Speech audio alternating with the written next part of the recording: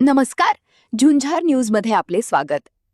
संगमनेरमध्ये 2 जुलै रोजी होणाऱ्या भव्य मोर्चाच्या पार्श्वभूमीवर राजकीय आणि सामाजिक हालचालींना आता वेग आला आहे. जातीय उपवर्गीकरणाच्या विरोधात पुकारण्यात आलेल्या या मोर्चाच्या नियोजनासाठी घुलेवाडी येथे महत्त्वाची बैठक पार पडली. काय आहे सविस्तर बातमी पाहूया. जातीय उपवर्गीकरणाच्या निर्णयाला विरोध करण्यासाठी संपूर्ण राज्यातून आवाज उठवला जात आहे. याच पार्श्वभूमीवर 2 जुलै रोजी संगमनेर शहरात एक भव्य मोर्चा काढण्यात येणार आहे. या मोर्चाच्या पूर्वतयारीसाठी संगमनेर तालुक्यातील घुलेवाडी येथील म्हसोबा नगरमध्ये एका विशेष बैठकीचे आयोजन करण्यात आले होते. या बैठकीला प्रमुख मार्गदर्शक म्हणून राजू खरात उपस्थित होते. यावेळी कार्यकर्त्यांशी संवाद साधताना त्यांनी उपवर्गीकरणाचे धोके समजावून सांगितले आणि हा निर्णय समाजाच्या एकतेसाठी कसा घातक आहे यावर प्रकाश टाकला. राजू खरात म्हणाले की जातीय उपवर्गीकरण करून समाजात फूट पाडण्याचा प्रयत्न केला जात आहे. हा अन्याय आम्ही सहन करणार नाही. आमच्या हक्कासाठी आणि न्यायासाठी 2 जुलै रोजी संगमनेरची धरती आंदोलनाने हादरवून टाकू.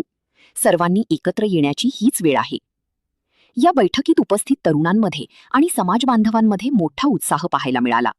बैठकीच्या शेवटी चलो संगमनेरचा नारा देण्यात आला. 2 जुलैला संगमनेरमध्ये मोठ्या संख्येने सहभागी व्हा असे आवाहन यावेळी राजू खरात आणि स्थानिक कार्यकर्त्यांनी केले आहे. या बैठकीला म्हसोबा नगरमधील नागरिक आणि विविध सामाजिक संघटनांचे पदाधिकारी मोठ्या संख्येने उपस्थित होते. तर 2 जुलैचा हा मोर्चा ऐतिहासिक ठरणार असून प्रशासनाचे याकडे लक्ष लागून राहिले आहे. या मोर्चात किती जनसमुदाय उसळणार हे पाहणे महत्त्वाचे ठरेल. Bureau reporter, Zunjar news, Sangamner. विश्वरत्न डॉक्टर बाबासाहेब आंबेडकरांचा, छत्रपती शिवाजी महाराजांचा, महात्मा ज्योतिबा फुलेंचा, अण्णाभाऊ साठ्यांचा. उद्या सकाळी 10 वाजता तुम्ही मोर्चाला येणार आहे का? स्वादिष्ट राईस खीर आता घरच्या घरी. सुरुवात करूया राजहंस दुधापासून. पॅनमध्ये दूध गरम करून छान उकळी आणा. आता कढईत तांदूळ हलक्या आचेवर भाजून घ्या. त्याच कढईत राजहंस तूप घाला.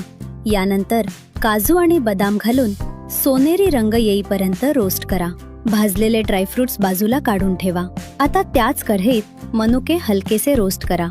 मग त्यात भाजलेले तांदूळ आणि थोडंसं पाणी घालून तांदूळ मऊ होईपर्यंत शिजवा. यानंतर उकळलेलं दूध त्यात घाला. सगळं मिश्रण छान एकजीव करा.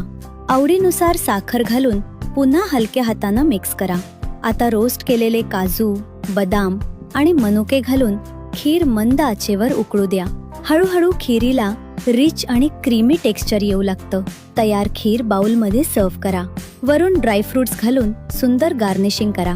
प्रत्येक चमच्यात गोडवा आणि घरगुती स्वादाची खास मजा.